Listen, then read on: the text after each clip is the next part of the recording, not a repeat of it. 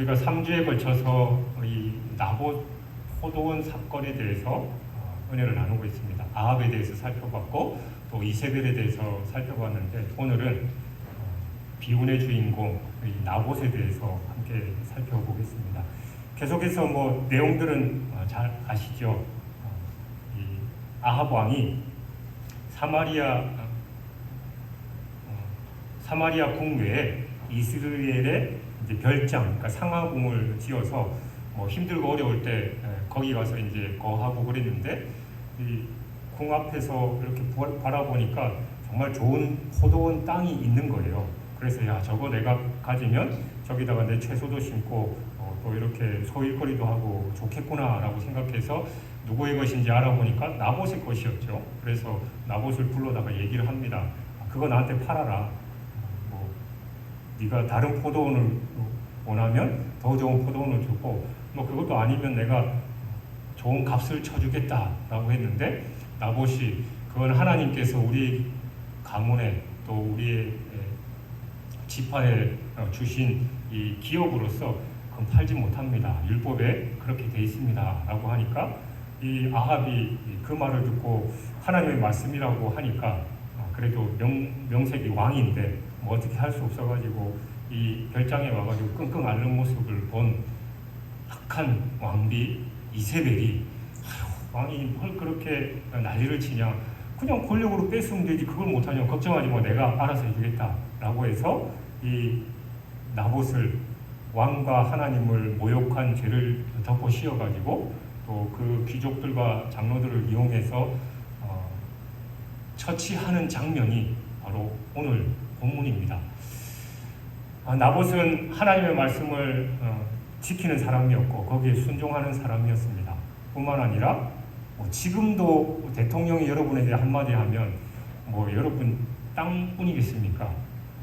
사돈의 8촌의 땅까지도 팔 정도일 텐데 감히 그 시대에 왕의 명령을 거부하고 땅을 팔기를 거절했던 그 나봇은 결국은 악한 왕비 이세벨의 모략으로 죽임을 당하게 되는데 오늘 본문의 말씀처럼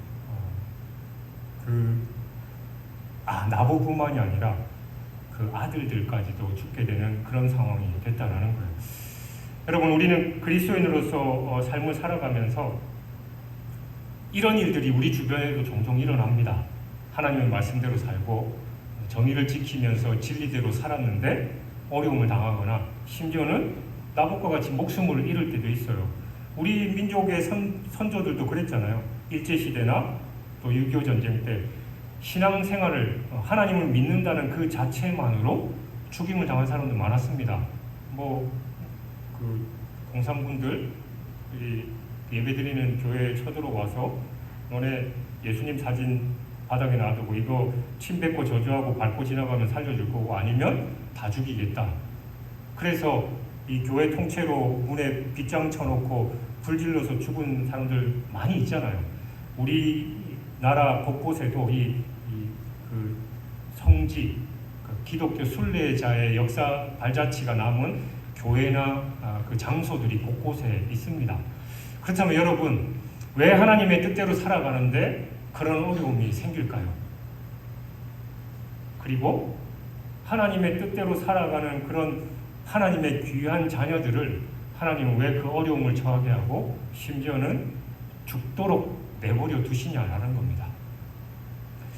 오늘 지난주의 본문과 함께 오늘 이 말씀을 가지고 그 이유에 대해서 우리가 한번 살펴볼 텐데 먼저 1절, 2절을 보면 이렇게 기록되어 있어요.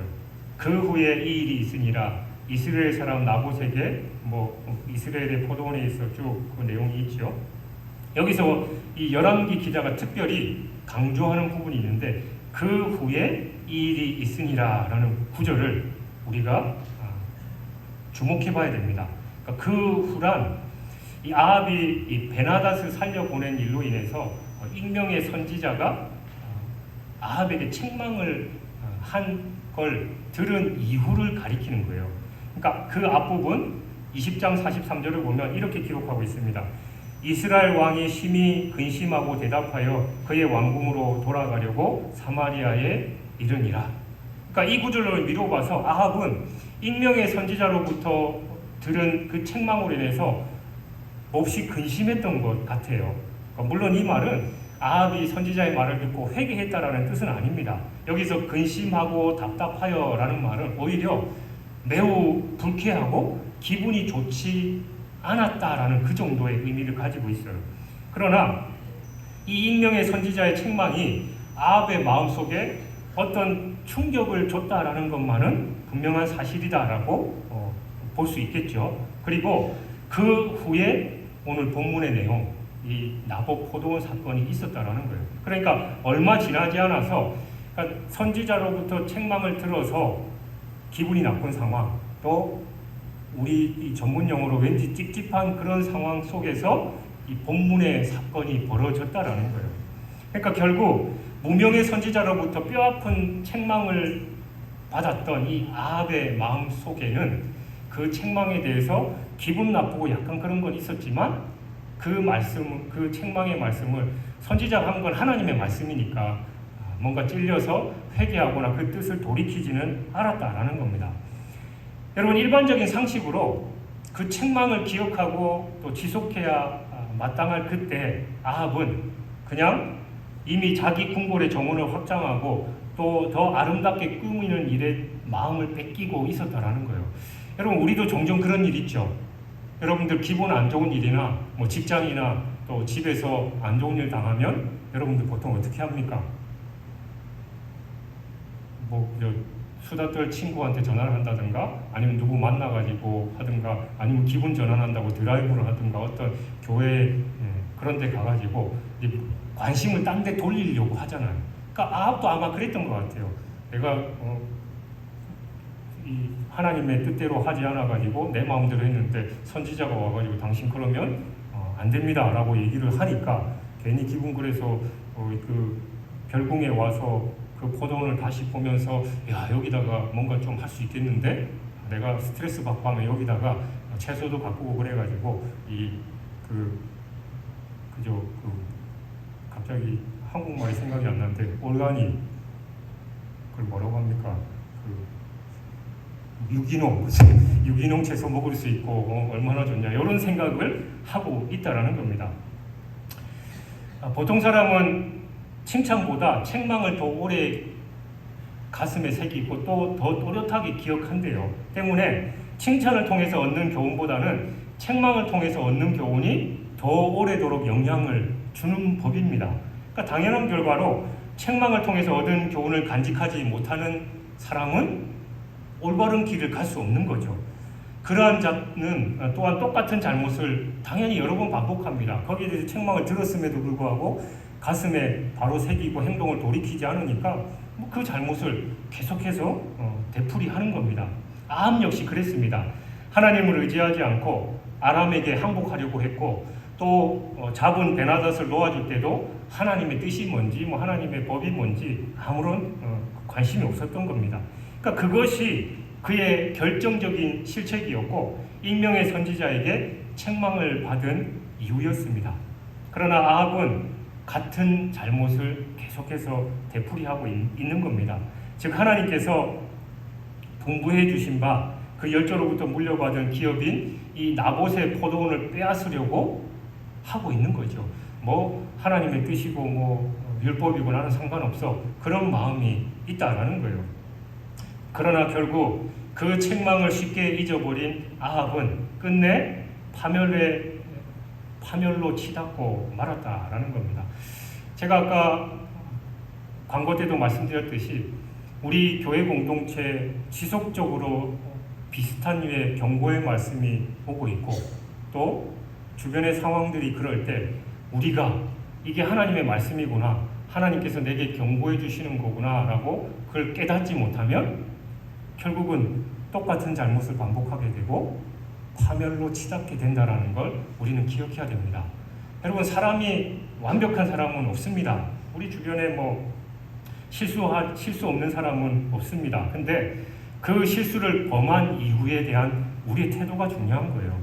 그 실수나 잘못에 대해서 하나님께서 말씀으로 또 여러 가지 상황으로 또 성령의 음성으로 우리에게 들려주실 때 돌이켜야 사는 건데 돌이키지 않으면 계속해서 그 파멸의 길로 간다라는 걸 우리는 기억해야 됩니다. 이런 점에서 한번 책망받은 사실을 마음속 깊이 간직하는 건 매우 중요합니다. 만약에 아합이 무명의 선지자의 책망을 가슴 깊이 간직했더라면 그렇게 비참한 죽음은 맞지 않았을 겁니다. 그의 가문과 또 나아가서는 북이스라엘의 운명 역시 달라졌을지 모릅니다. 여러분, 그렇다면 우리는 어떻게 해야 됩니까? 우리는 주위 사람들로부터 또 나아가서는 말씀을 통해서 주시는 하나님의 책망에 대해서 어떻게 반응하고 있습니까? 긴 말 필요 없이 잠언 15장 31절부터 33절이 이렇게 말씀합니다. 생명의 경계를 듣는 귀는 지혜로운 자 가운데 있느니라. 훈계받기를 싫어하는 자는 자기의 영혼을 경히 여김이라. 견책을 달게 받는 자는 지식을 얻느니라. 여호와를 경외하는 것은 지혜의 훈계라. 겸손은 종기의 길잡이니라. 우리가 이 말씀을 마음에 담고 책망을 통해서 배우고 또 더욱 발전해 나가는 아름다운 신앙생활을 해야 될 줄 믿습니다. 또 2절을 보면 아합은 이스라엘에 있는 자기 왕궁 가까이 위치하고 있던 이 나봇의 포도원을 어떻게 해서든지 차지하고야 말겠다라는 탐욕을 내비치고 있죠.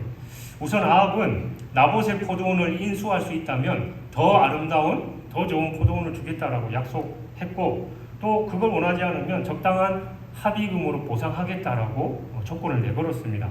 근데 오늘날의 관점에 볼 때 아합이 나봇에게 내건 조건은 어떻게 보면 적절하잖아요. 더더군다나 그 당시에 왕정 시대인 것을 감안하면 이세벨이 그랬듯이 강제로 뺏을 수도 있었음에도 불구하고 더 좋은 걸 주겠고 아니면 좋은 값을 쳐주겠다라고 그렇게 조건을 제시하고 있으니 왕으로서는 얼마든지 나봇을 배려한 그런 모습이다라고 할 수 있을 겁니다. 근데 이 나봇 또 나중에 결국은 악한 계략을 세워서 나봇을 죽이고 포도원을 빼앗았던 그 이세벨, 그 둘이 기억해야 할 건 왕정시대를 살아가는 왕과 왕비의 권력이었지만 그들 위에는 바로 하나님이 계시다라는 사실을 기억해야 되는 겁니다. 북왕국 이스라엘과 남왕국 유다가 갈라져 있는 그런 상황들 속에서 그들은 각각 왕이 통치하는 나라에 살고 있었지만 이스라엘은 역사적으로 또 그때뿐만이 아니라 지금 또 주님 다시 오실 때까지 하나님께서 다스리는 나라다라는 것을 그들은 기억해야 했습니다. 그래서 하나님의 뜻대로 순종하면 나라가 부강하고 또 축복을 받지만 하나님의 말씀을 거절하면 나라가 망하고 저주를 받는다라는 것, 그게 이스라엘 백성의 운명과도 같았다라는 걸 아합이 기억해야 했다라는 거죠. 그러니까 자기 마음대로 할 수 있는 게 아니라 하나님의 뜻대로만 이스라엘을 통치하는 게 아합의 역할이었습니다. 근데 아합은 그리고 하나님의 율법 가운데 레위기 25장 23절이 이렇게 말씀하죠. 토지를 영구히 팔지 말 것은 토지는 다 내 것임이라. 너희는 거류민이요 동거하는 자로서 나와 함께 있느니라. 그러니까 토지의 궁극적인 주인은 여호와 하나님이시고 문서상에 이름이 적힌 인간 주인은 그 땅을 잠시 빌린 것에 불과하다라는 거예요. 예전에도 제가 한번 말씀드린 것 같은데 어떤 목사님이 교회 주차장이 필요하니까 이웃에 있는 그 주차장을 1년 동안 주일마다 임대해서 쓰기로 했대요. 근데 그 주인이 계약서를 쓰면서 그랬답니다. 52주 중에 51주는 교회에서 마음대로 쓰되 한 주는 교회에서 사용할 수 없습니다. 그 얘기를 하더래요.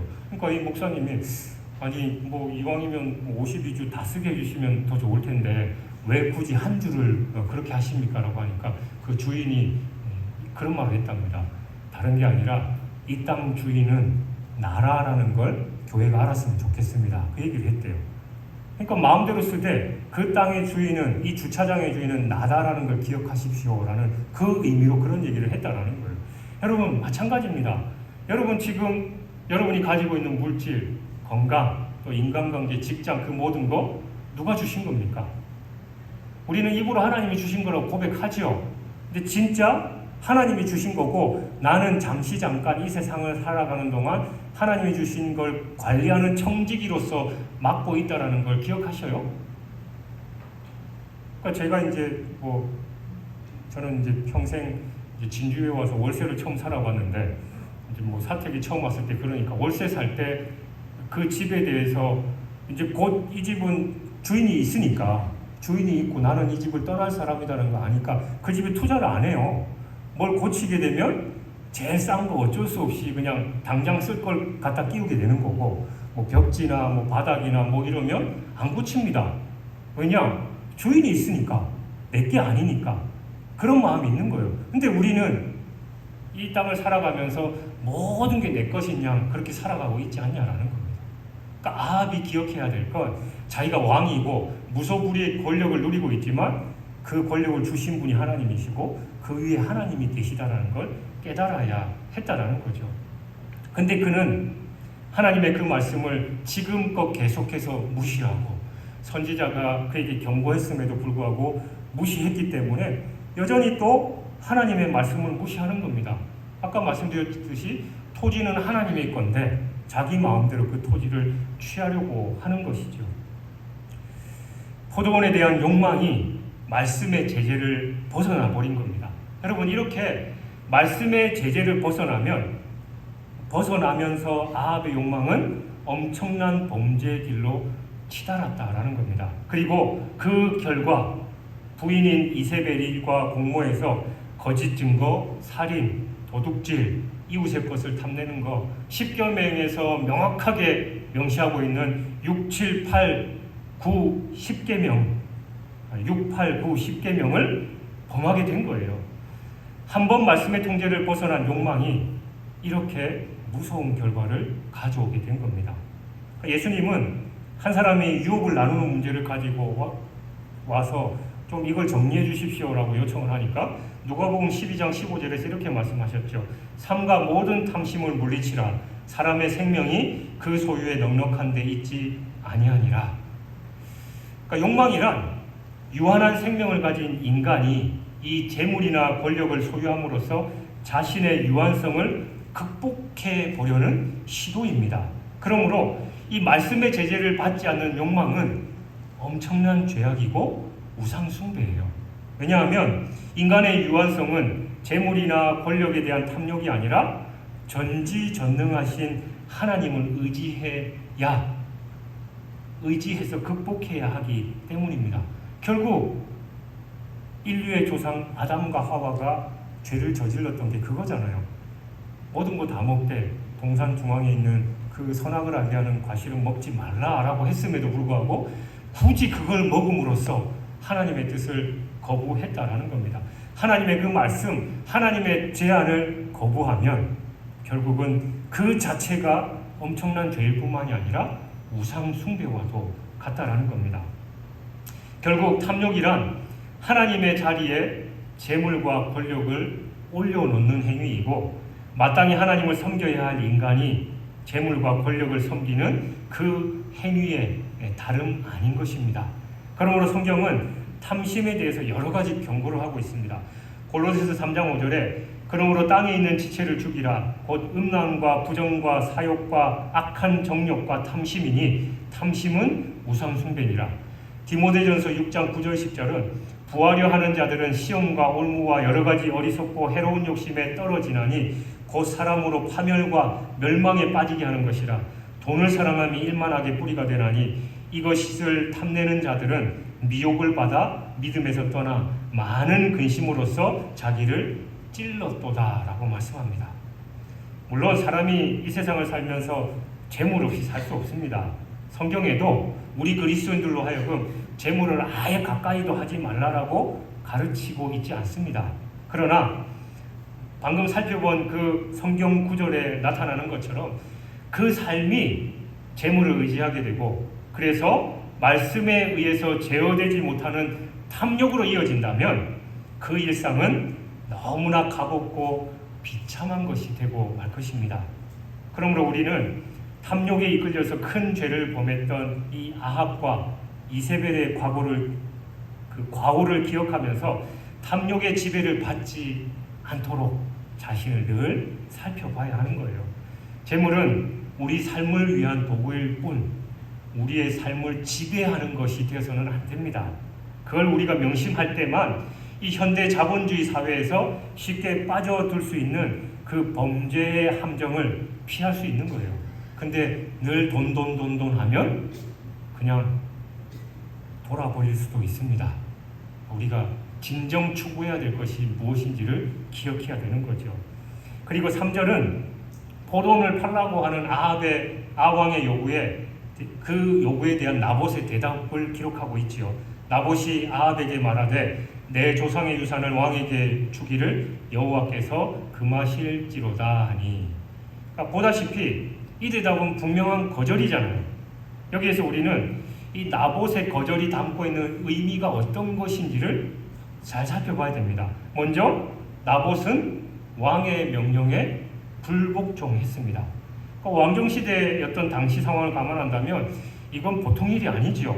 그 명령이 윤리적으로 바른가 또 적법한 것인가를 따지기 전에 왕이 명령하면 뭐 그 한 가지로 인해서 그 명령을 거부할 그 어떤 것도 없는 시대였습니다. 근데 나봇은 정중하고도 단호한 어투로 아합의 명령을 거절했습니다.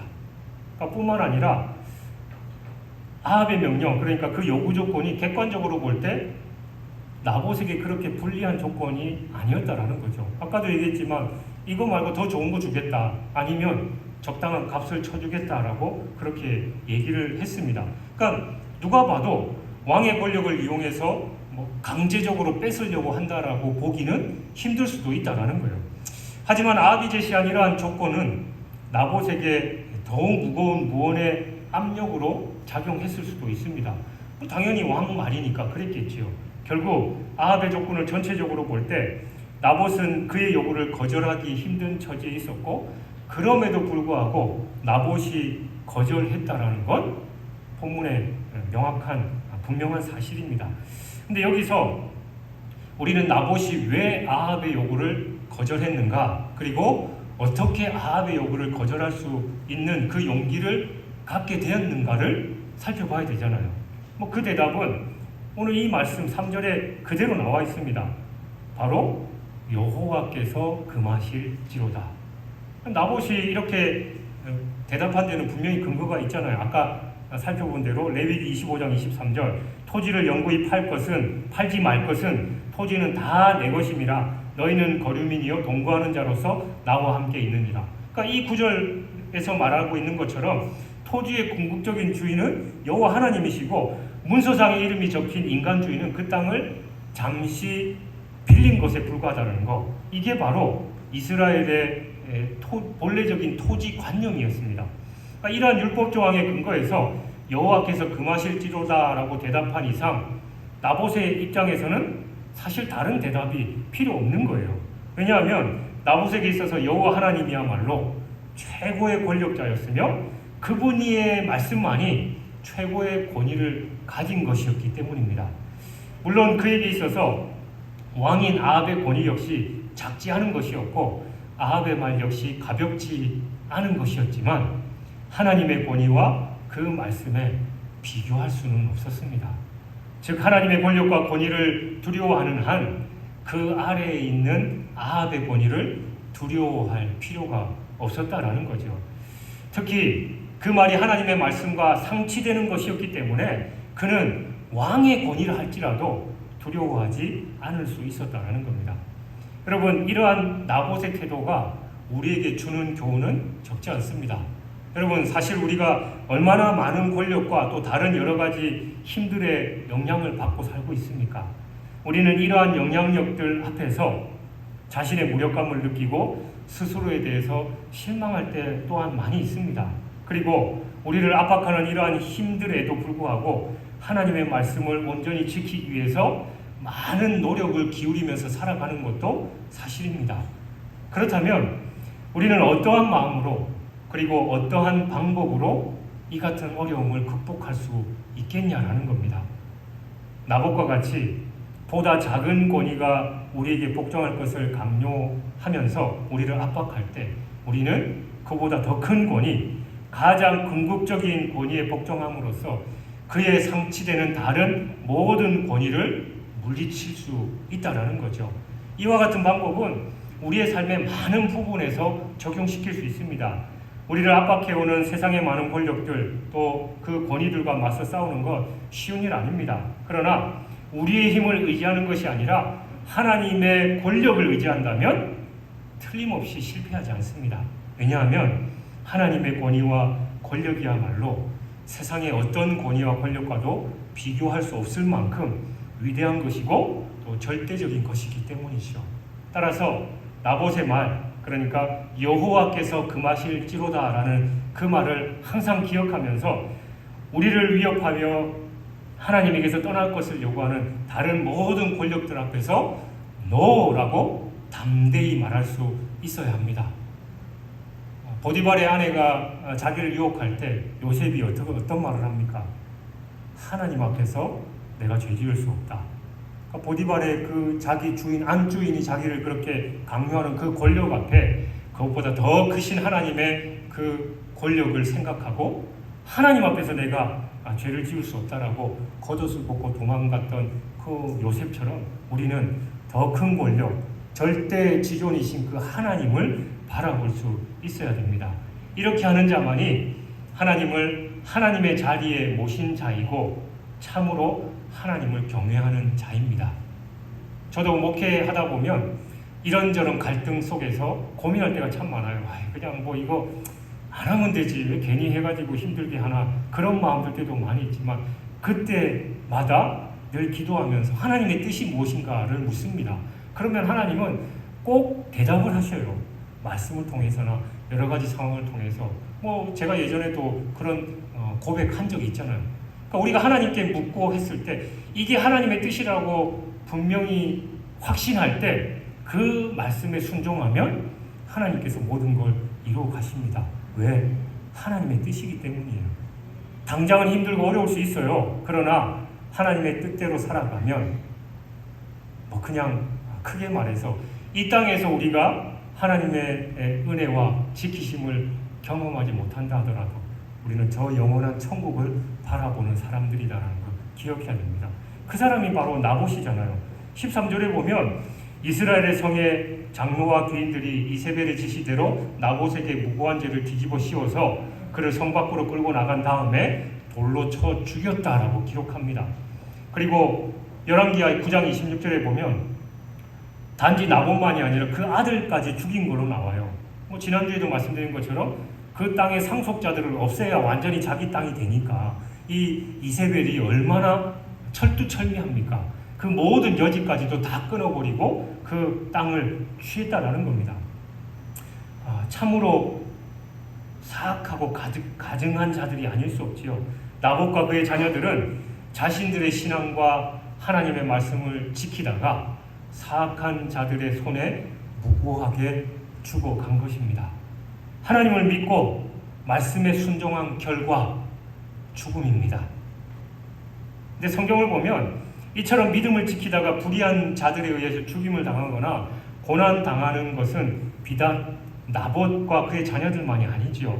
하나님을 따르는 신실한 자들의 공통된 모습이 이렇습니다. 주님의 말씀처럼 의인인 아벨부터 제사장 사가랴에 이르기까지 거의 모든 하나님의 종들이 이러한 고난을 겪었습니다. 예수님의 제자들은 열심히 복음 전하다가 베드로는 뭐 십자가에 거꾸로 매달려서 죽었다고 하고 못 베어 죽임을 당하고 능지처참, 그러니까 그 당시에 이 말을 묶어가지고 이 사지에 끈을 묶어서 말을 채찍질해서 달리게 해서 죽는 그런 죽음들. 하나님의 복음을 위해서 순수하게 하나님의 뜻대로 살았는데 왜 그런 죽음을 당하냐라는 거예요. 이 땅에서 하나님의 은혜와 축복받고 잘 먹고 잘 살아야 되잖아요. 근데 왜 그렇습니까? 다니엘과 세 친구는 어땠습니까? 열심히 하나님의 뜻대로 했는데 풀무불에 던짐, 사자굴에 던짐, 그런 결과가 있었습니다. 아까 얘기했던 요셉도 하나님께 득죄하지 않기 위해서 겉옷 벗고 나갔는데 결국은 억울한 누명을 씌워서 옥에 갇혀지잖아요. 물론 다니엘과 세 친구와 요셉은 그 끝이 좋았습니다.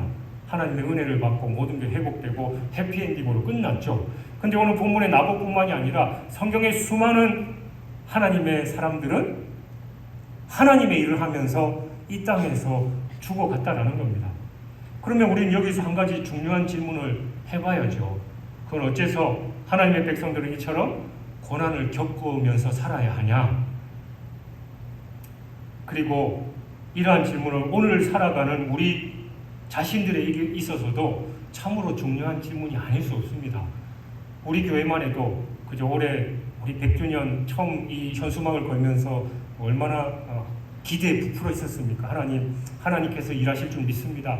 지금 힘들고 어려웠던 그 모든 것들 다 뒤로한 채 하나님께서 세일을 행하시고 우리가 알지 못한 사막의 길을 내시고 그런 하나님을 찬양합니다. 하나님 뜻대로 이끌어 주십시오. 힘차게 달려오고 물론 하나님의 은혜로 지금까지 오고 있죠. 근데 여러분 개인적으로 봤을 때 힘들고 어려운 질병 때문에 고통당하고 있고 아까도 제가 말씀드렸지만 저는 한 이틀 동안 끙끙 앓면서 그렇게 힘들었는데 그런 생각이 들더라고요. 지금 수개월 동안 그 고통 속에서 먹지도 못하고 제대로 자지도 못하고 얼마나 괴로울까. 나는 이렇게 오한 또 막 식은 땀 때문에 이 하룻밤 잠 못 자고 하루가 다 어그러지고 그래도 새벽 기도는 해야 되고 사역은 해야 되는데 하나님 저 너무 힘듭니다. 왜 그럽니까? 그런 말이 나오는데 수개월 동안 그 고통 속에서 먹지도 못하고 제대로 자지도 못하고 그런 우리 성도들을 생각하니까 그들의 심정은 어떨까? 하루에도 수백 번씩 하나님을 원망하고 내가 하나님 앞에 뭘 잘못했다고 나에게 이런 일을 당하게 하십니까? 그런 말이 나오지 않을까? 그런 마음이 드는 거예요. 여러분, 왜 우리가 고난을 당해야 되고 왜 그러냐라는 겁니다. 그 이유는 오늘날에도 많은 성도들이 믿음을 지키기 위해서 고난을 당하고 있고 또 고난을 당하는 이유를 모름으로써 바른 신앙생활에서 벗어나는 경향이 있다는 걸 우리는 기억해야 됩니다. 먼저 왜 하나님의 백성은 거의 운명에 가까운 만큼 이 땅을 살아가면서 필수적으로 고난을 겪어야 하는 거냐라는 겁니다. 저는 목회를 하면서 선배 목사님들이나 늘 그런 얘기를 해요. 그래, 광야 학교 지나야 돼. 늘 이제 이런저런 고민들 어려운 거 말씀드리면 그래 이제 목사가 돼가고 있는 거구만. 그런 얘기를 해요. 나는 힘들어 죽겠는데 저 양반들은 염장 지르는 것도 아니고 뭐냐 그런 얘기를 해요. 그러니까 그런 일반적인 그런 상황이 돼버렸다는 겁니다. 여러분의 삶도 마찬가지예요. 신앙생활 제대로 하려면 광야 학교를 졸업해야 됩니다. 그 이유가 뭡니까? 그건 하나님의 백성은 비록 몸은 땅에 살고 있지만 실상은 하늘에 속한 자로서 육신의 욕심이 아니라 성령을 따라서 살고 있기 때문입니다. 성경은 분명히 육체의 소욕과 성령은 서로 대적한다라고 말씀하고 있어요. 때문에 세상 사람들이 성령을 따르거나 성도들이 육체의 소욕을 따르지 않는 한 우리는 이 땅에서의 갈등을 겪으면서 살아갈 수밖에 없다라는 겁니다. 그러니까 여러분이 갈등을 겪지 않으려면 온 세상 사람들이 하나님의 뜻대로 살아야 하는 거고 아니면 반대로 여러분들이 세상의 욕심대로 살아가는 거예요. 그러면 별 고민 없이 살아갈 수 있습니다. 물론 그 나름대로 힘들고 어려움이 있죠. 근데 신앙 때문에 하나님 때문에는 고난을 겪지 않는다라는 그 사실이다라는 거예요.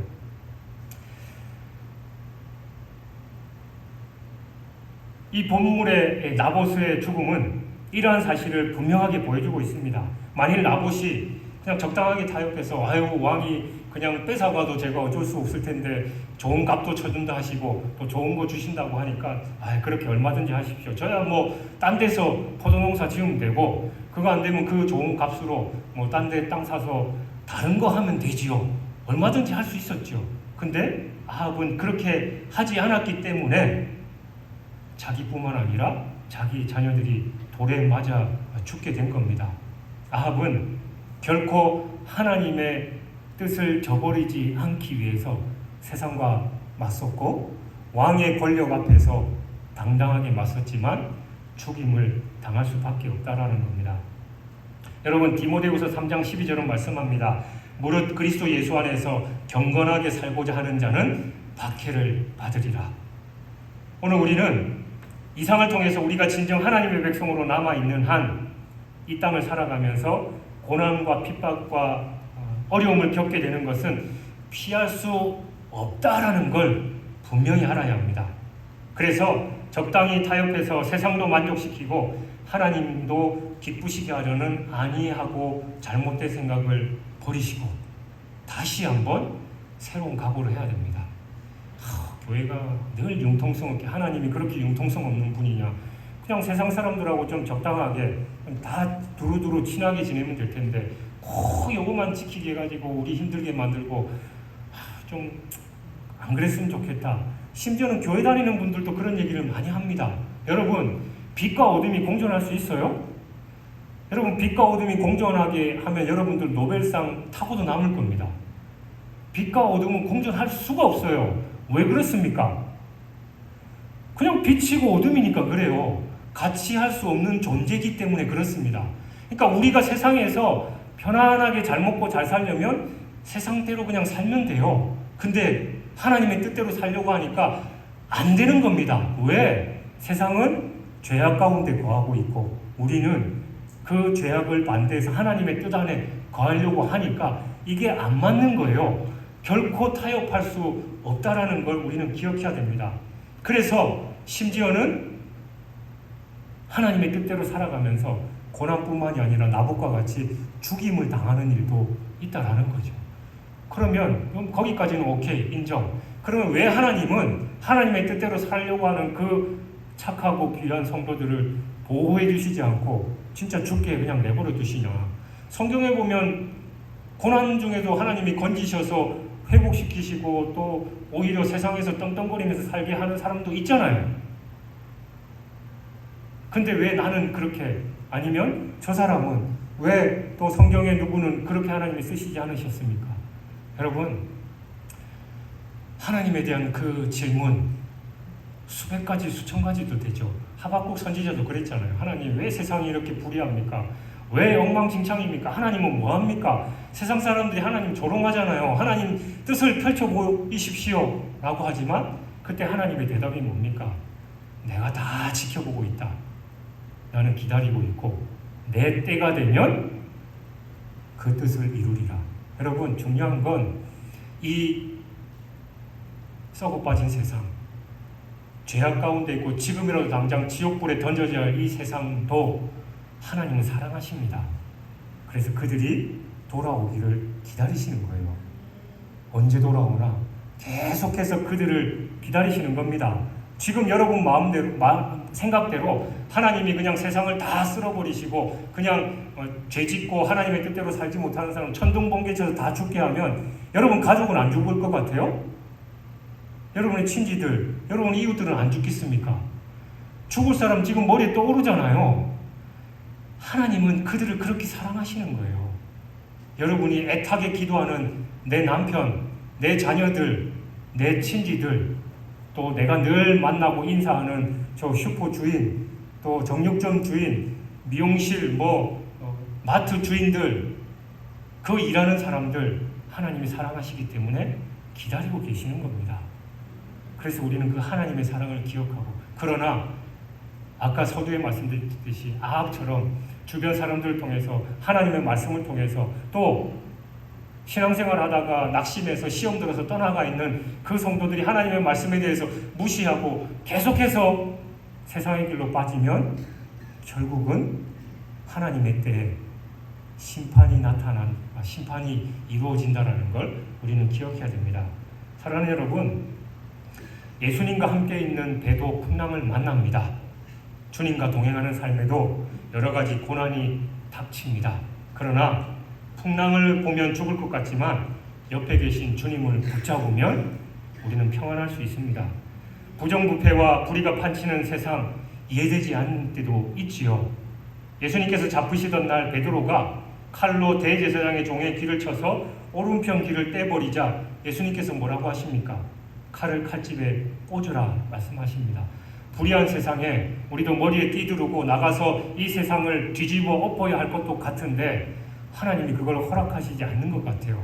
그냥 기도하고 우리가 잘해야, 우리가 선한 영향력을 끼쳐야 된다. 아니, 저 썩어 뭉그러진 세상 뒤집어 엎어야지 라고 생각되는데 하나님이 때로는, 물론 그렇게 해야 될 때도 분명히 있습니다. 그러나 그게 아니고 또 다른 방법으로 하나님께서 하나님의 뜻을 나타내실 때 우리가 의아할 수도 있지만 그건 하나님의 뜻이기 때문에 우리가 순종하는 거죠. 여러분, 우리가 하나님을 다 이해할 수 없습니다. 그러나 우리가 기억해야 될 것은 하나님은 완전하십니다. 실수하지 않으셔요. 여러분보다 여러분을 더 아시고 여러분보다 이 세상을 더 사랑하시는 분이 하나님이십니다. 우리 그 하나님을 기억하고 하나님의 말씀을 붙잡고 때로는 고난 가운데 거하지만 하나님의 진리의 말씀에 의지해서 저 천국을 바라보면서 소망 가운데 승리하는 저와 여러분이 되시길 주님의 이름으로 축원합니다.